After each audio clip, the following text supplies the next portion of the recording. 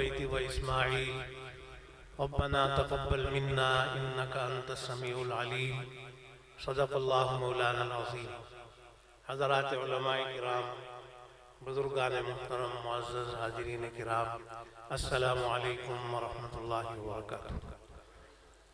میرے لیے انتہائی خوشی اور سعادت کا موقع ہے کہ آج یہاں ہم ایک عظیم ادارہ کی افتتاحی تقریب میں شریک ہیں۔ جیسا کہ میرے عزیز مولانا شبیر احمد صلی اللہ تعالیٰ نے آپ کو بتایا کہ شعبان کے پہلے رجب کے آخر میں غالباً یہاں حاضری ہوئی، تو میں اس وقت دیکھ رہا تھا کہ ایک جنگل بیابان ہے اور دور دور تک کوئی صورت نظر نہیں آ رہی تھی کہ یہاں مستقبل قریب میں کوئی ادارہ معرض وجود میں آ جائے۔ بہرحال سب نے مل کر اللہ تعالیٰ سے یہاں دعائیں کی، اللہ تعالیٰ کا بڑا فضل ہوا۔ آج جب یہاں پہنچا تو ذہن میں مختلف تصورات تو تھے ہی، لیکن یہاں جب حاضر ہوا تو یہ دیکھ کر بے انتہا خوشی ہوئی کہ ماشاءاللہ مختصر سی مدت میں اللہ تعالیٰ کے فضل و کرم سے ایک عظیم عمارت یہاں معرض وجود میں آ گئی ہے۔ اب دعا یہ ہے کہ اللہ تعالیٰ اس تعمیر میں ترقی بھی عطا فرمائے، عمارت کے ساتھ ساتھ جو اصل مقصد ہے ادارے کا، اللہ تبارک و تعالیٰ اس مقصد کو بھی ہمیں حاصل کرنے کی توفیق عطا فرمائے۔ اس لیے کہ مدرسہ کا جو اصل مقصد ہے وہ تعلیم ہے اور تربیت، اور یہ تعلیم و تربیت کا جہاں تک مرحلہ ہے، جو ہے سلسلہ ہے، اس میں کہیں بھی انسان بیٹھ جاتا ہے، اس کے لیے کوئی عمارات یا کسی یونیورسٹی یا بڑے کسی ادارے کی ضرورت نہیں ہوتی، بلکہ یہ ہے کہ جہاں وہ اللہ اور اللہ کے رسول کا نام لیتے ہوئے بیٹھ جاتا ہے تو اللہ تعالیٰ وہاں قرآن و سنت کی برکت سے خود ہی ادارے پیدا فرما دیتے ہیں۔ دارالعلوم دیوبند جو ایشیا کی سب سے عظیم یونیورسٹی، آپ سب کے علم میں ہوگا کہ اس کا آغاز کہاں ہوا؟ وہ مسجد، چھتا کی مسجد، انار کے درخت کے تلے ایک استاد اور ایک شاگرد سے اس کا افتتاح اور آغاز ہوا، اور آج پوری دنیا میں اس کا فیض موجود ہے۔ حتیٰ کہ بہت سے وہ حضرات جو دنیا میں جو ہے وہ جاتے ہیں، دورے کرتے ہیں، سفر کرتے ہیں، تبلیغ فرماتے ہیں، ان کا کہنا یہ ہے کہ بہت سے ایسے مقامات ہیں، ایسے ملک کہ وہاں کے لوگ پاکستان کو نہیں جانتے لیکن دیوبند کو جانتے ہیں۔ دارالعلوم دیوبند کا آغاز میں نے عرض کیا کہ ایک انار کے درخت کے تلے ہوا۔ آپ حضرات کا تو مجھے علم نہیں، لیکن بہرحال وہ چھتا کی مسجد بھی اور وہ انار کا درخت جو ہے میں نے 45 سال پہلے خود بھی دیکھا ہے۔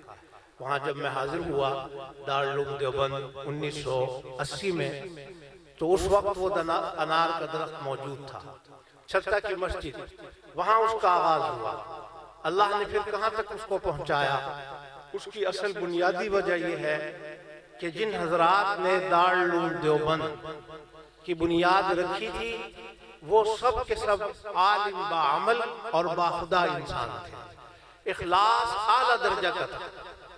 ابھی آپ کو یہ سنایا جا رہا تھا کہ خواب میں حضرت نانوتوی رحمۃ اللہ علیہ نے دیوبند کے حوالے سے دیکھا۔ بہرحال یہ ایک مشہور بات تو ہے، خواب کی بات تو ٹھیک ہے، لیکن یہ خواب حضرت نانوتوی کا نہیں، یہ خواب حضرت رفیع الدین رحمۃ اللہ علیہ جو دارالعلوم دیوبند کے پہلے محتمم تھے، دراصل یہ خواب ان کا ہے، اور خواب واقعتاً انہوں نے یہ دیکھا ہے، اس میں شک نہیں۔ 1976 میں 1396 ہجری 1976 میں حکیم الاسلام حضرت قاری محمد طیب صاحب نور اللہ مرقدہ پاکستان تشریف لائے، جامع اشرفیہ لاہور میں حضرت کا ایک واعظ ہوا، ایک بیان ہوا جس کا عنوان تھا الہامی مدرسہ۔ عنوان اس کا تھا الہامی مدرسہ۔ وہ واعظ میں نے خود بھی سنا حضرت کا وہاں جامع اشرفیہ 1976 میں۔ تو اس میں حضرت نے یہ بات بیان فرمائی تھی کہ دارالعلوم دیوبند کا جو انتخاب ہے وہ بھی الہام سے ہے، طلبہ کا انتخاب بھی الہام سے ہے، اور آگے سارا اس کا جو نظام تھا وہ سارے کا سارا الحمدللہ وہ الہامی طور پر اللہ کی مدد سے سب چیزیں جو ہے وہاں پر معرض وجود میں آتی رہیں۔ تو ہمارے یہ ادارے یہ اسی دارالعلوم دیوبند کی دراصل شاخیں ہیں۔ اس کا وجود اگرچہ دیوبند کی سرزمین پر ہے، لیکن صورتحال یہ ہے کہ اصلھا ثابت و فرعھا فی السماء، اور وجہ اس کی یہی ہے کہ وہ اخلاص، تقوی، یہ چیزیں دراصل بنیاد میں کار فرما ہے۔ شاید آپ کے ذہن میں ہو 1292 ہجری میں دیوبند کی بنیاد تو رکھی گئی تھی 1286 ہجری میں، لیکن 1290 میں غالباً یا 92 میں جب نئی عمارت وہاں اس کا آغاز ہوا تو سب سے پہلی اینٹ سنگ بنیاد کی کس نے رکھی؟ قاسم العلوم والخیرات مولانا محمد قاسم نانوتوی رحمۃ اللہ علیہ نے فرمایا کہ یہ فلاں جو بزرگ ہیں دارالعلوم کی اینٹ سب سے پہلی یہ رکھیں گے، اور یہ وہ ہستی ہے کبھی ان کے دل میں چھوٹے گناہ کا تصور بھی نہیں آیا۔ تو میرے دوستوں اور بزرگوں، اصل چیز جو کار فرما ہے وہ اخلاص اور تقوی، اس کی طرف ہماری توجہ جو ہے وہ ضرور ہونی چاہیے۔ جتنا اخلاص ہوگا اتنا ہی اس میں برکتیں اللہ تبارک و تعالیٰ عطا فرمائیں گے۔ اور یہ دعا جو سیدنا اسماعیل اور حضرت ابراہیم علیہ السلام نے اللہ تعالیٰ سے مانگی، اس کا مقصد بھی یہی تھا کہ اللہ تعالیٰ کے ہاں قبولیت کس بنیاد پر ہوتی ہے؟ اخلاص کی بنیاد پر۔ تو ان دونوں بزرگوں نے اللہ کے نبی اور پیغمبر، باپ اور بیٹا دونوں نے بیت اللہ کی تعمیر کے وقت ہمیں یہ سبق دے دیا۔ کیا سبق دیا؟ ربنا تقبل منا انک انت السمیع العلیم، اے اللہ ہمارا جو یہ عمل ہے اس کو قبول فرما لیجئے۔ ظاہر ہے کہ وہ تو قبول ہی تھا۔ انک انت السمیع العلیم نے بھی یہ سبق دے دیا کہ اے اللہ آپ تو دلوں کے حال سے خوب واقف ہیں، ہم یہ کام کیوں کر رہے ہیں؟ ہمیں بھی یہ سبق دیا جا رہا۔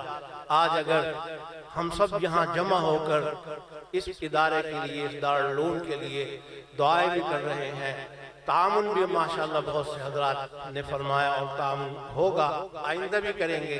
ہم کس لیے یہ کام کر رہے ہیں؟ ہماری نیتیں کیا ہیں؟ ہم اللہ کی رضا کے لیے یہ سب کچھ عمل کر رہے ہیں۔ خدا نخواستہ اگر دل میں دکھلاوا آ گیا، ریاکاری آ گئی، تو یہ سارا عمل جو ہے بیکار ہو جاتا ہے۔ اللہ کے ہاں تو قبول ہوگا اخلاص اور تقوی کی بنیاد پر۔ لن ینال اللہ لحومها ولا دماؤها ولکن ینالہ التقوی منکم۔ اس لیے ہم سب کو خاص طور پر اس موقع پر جب افتتاح کا موقع ہے، آغاز کا موقع ہے، ہر ایک کو اپنی نیات جو ہے ان کو صحیح کرنا انتہائی اہم، اس لیے کہ آج جو نیت ہم کریں گے اور جس نیت سے یہ عمل کیا جائے گا، یہ نیت خاص طور پر بانی کی نیت، بانیوں کی نیت، ابتدائی مرحلہ میں شریک ہونے والوں کی جو نیت ہے، یہ عمل کے آخر تک کار فرما رہتی ہے۔ اس لیے میرے سب بھائیوں سے درخواست ہوگی، بزرگوں سے، دوستوں سے، کہ ہم سب کو یہ سبق مل رہا ہے اس حضرت ابراہیم علیہ السلام کی دعا سے کہ ہم اپنی نیات کو صحیح کریں۔ پھر اس مدرسہ کا جو اصل مقصد ہے وہ یہ ہے کہ ہم اپنی اولاد کو، اپنے بچوں کو، یعنی جو لوگ یہاں کے رہنے والے ہیں، خاص طور پر علاقہ کے رہنے والے ہیں، وہ اپنی اولاد کو، اپنے بچوں کو مدرسہ کے لیے بھیجیں۔ میرے والد ماجد قدس اللہ تعالیٰ سرہ العزیز وہ یہی فرمایا کرتے تھے کہ ہم تم لوگوں سے مالی چندہ کے لیے نہیں کہتے، اس لیے نہیں کہتے کہ وہ تو آپ دیں گے نا بھائی، ارادہ ہے، کہتے ہیں نا کہ بھئی وعدہ نہیں کرنا، ارادہ تو کر لو۔ ارادے میں کیا ہے؟ اچھا ارادہ کریں گے، ثواب تو ابھی سے مل جائے گا، بھی پیسے تو آئیں گے انشاءاللہ تعالی۔ اور یاد رکھیے کہ اللہ تبارک و تعالیٰ کے قبضہ قدرت میں ہر چیز ہے، وہ خود دلوں میں ڈالیں گے اور جو ہے پیسے لے لے کے لوگ آئیں گے انشاءاللہ۔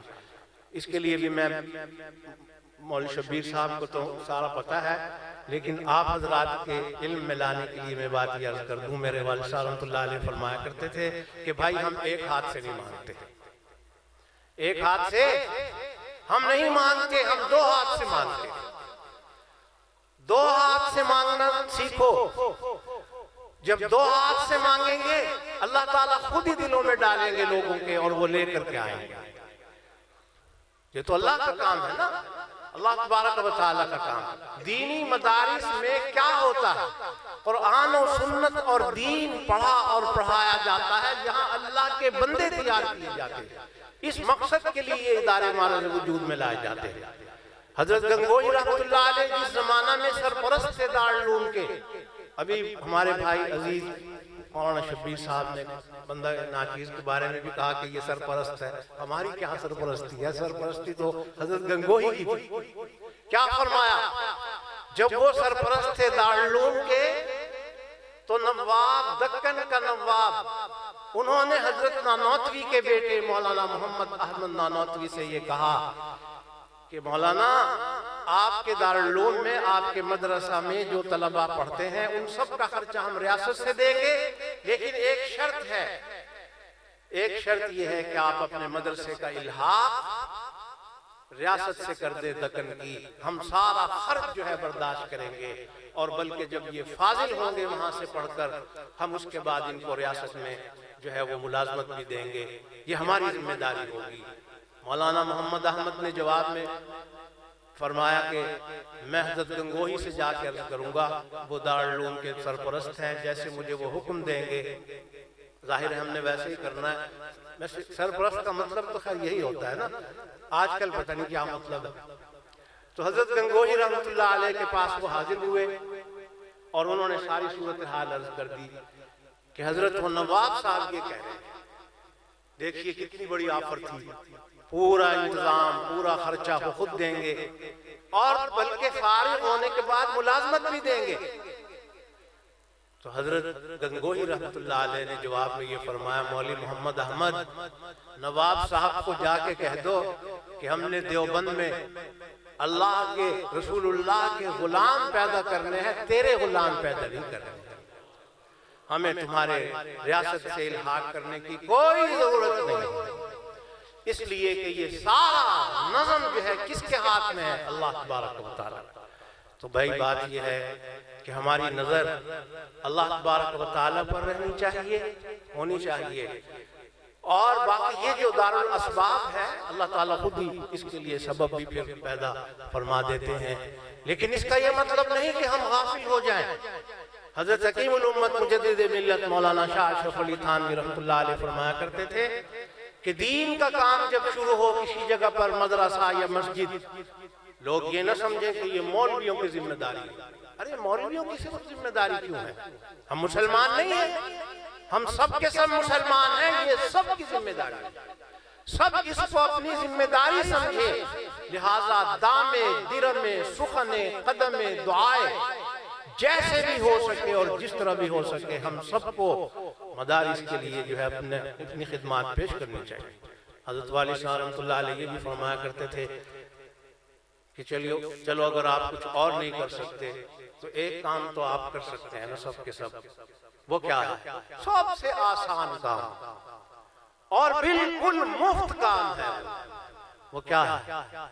کہ ہر مدرسہ کے لیے، دینی ادارہ کے لیے، مسجدوں کے لیے اللہ تبارک و تعالیٰ سے گڑ گڑا کر دعائیں کریں۔ دعا تو کر سکتے ہو نا، یا وہ بھی نہیں کر سکتے؟ ہاتھ کھڑے کرو۔ کس بات سے ہاتھ کھڑے کر رہے ہیں؟ ہمارے ہاتھ کھڑے۔ اللہ کے بندو دعا تو کر سکتے ہو کہ نہیں؟ تو مدارس کے لیے دعائیں ہم نے کرنی ہیں۔ آج یہ مدرسہ، یہ ادارہ الحمدللہ جو دارالعلوم کمانا بھی آپ لوگوں کو تو خیر پتہ ہوگا، ہونا چاہیے۔ کون سے علوم؟ قرآن و سنت کے علوم، دین کے علوم، وہ علم جو انسان کو اللہ تک پہنچا دے۔ یاد رکھیے، علم کے راہ حق نہ نمایت جہالت است، جو علم اللہ سے نہیں ملاتا وہ علم نہیں ہے، وہ جہالت ہے۔ اقبال مرحوم خود بھی کہہ رہے ہیں، جس علم کی تاثیر سے زن ہوتی ہے نازن، کہتے ہیں اسی علم کو ارباب نظر موت، وہ علم نہیں ہے وہ موت۔